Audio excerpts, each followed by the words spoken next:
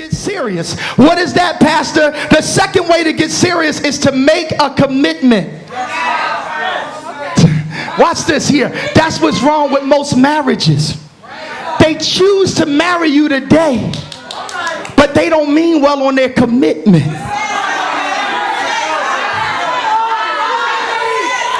Watch this here. Commitment technically is a mindset that precedes the choice. Y'all ain't catch that?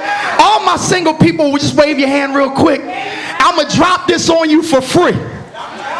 Commitment should precede making the choice to be with you. Because if you don't already have a mindset of being committed when you choose, then you're going to choose but not have a real commitment. And then afterwards, you're going to be all messed up because all you got married on was a choice to marry you today and a choice for what you got now. But then because there's no commitment, the commitment was to the old life and now you ain't got them no more. Oh, Lord, help me here. This is not marriage counseling. But watch this here. The people of Israel made a choice. Their choice was great, but Joshua challenges them by saying, if this is real, there needs to be a commitment. All right, y'all catching this? Watch this here. So Joshua wanted a commitment, saying it's serious. So in verse 19, there are two adjectives to note, and the first adjective is holy. Holy stresses, Baptist folk don't like this. Watch this here. The word is holy. Somebody say holy. This is a Baptist church, but I need y'all to shout holy. Says this here. It stresses this essential being of God and the quality which characterizes God and separates him from sinful humanity. So here it is that the next thing we look at is he is a holy God, may be translated, no other God is like the Lord. So no other God can compare to the Lord, or the Lord is different from all other gods. So the second adjective, let me pack this together. The second adjective is jealous God, which represents the unwillingness of the Lord to share with any other God the exclusive claim that he has on his people. I feel the Holy Ghost on this.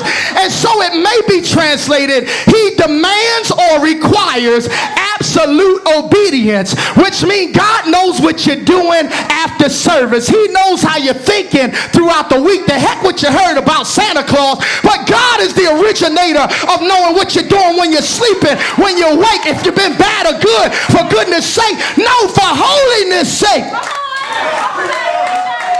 So notice this. So what it means is that in the two adjectives, Joshua lets the people know that there is no comparison to God.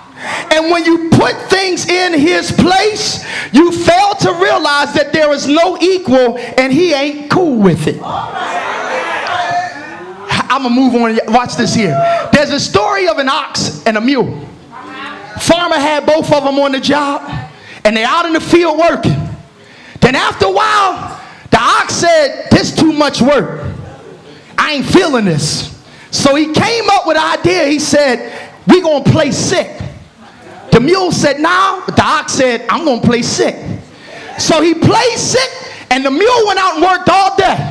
The mule comes back. The ox said, how was it? He said, it was hard work, but we got it done. He said, well, what did the master say about me? He said, he ain't say nothing. So the ox got comfortable because he felt like the master wasn't watching him. So the next thing you find out is that they go out the next day. And then the mule goes out and the ox plays sick again because it starts to feel good to him. I'm just going to front on the master. And so the mule comes back in. The ox says, hey, you hot? You tired? How'd it go today? He said it was hard work, but we got through it. He said, did the master say anything about me? He said, no, but I saw him talking to the butcher. If you keep playing with God, you will not know what's in the agenda. So I suggest that if you act like you sick and God has got you well, you ought to get back on the battlefield with a commitment and stop choosing to do it and choosing not to. Can I feel some? Lord have mercy. mercy, let me run out of here. So Joshua wanted the people to know that God needed commitment. And watch this here. He tells them that God would not forgive them for serving other gods. So watch how deep this gets. So here it is, that after we choose to follow the Lord, he wants a commitment, because choices can be temporary without penalty, because you can always change your mind. So watch this here. You can't keep operating on a choice, but you need commitment. Now, watch this turn here. The people were committed, verse 21 to 22. I'm almost done. After hearing Joshua, the people reaffirmed their choice to serve the Lord. And the people confirm a covenant with the Lord to serve him, and they were on their own as a witness. And in verses 16, 21, and 24, they say, we will serve the Lord.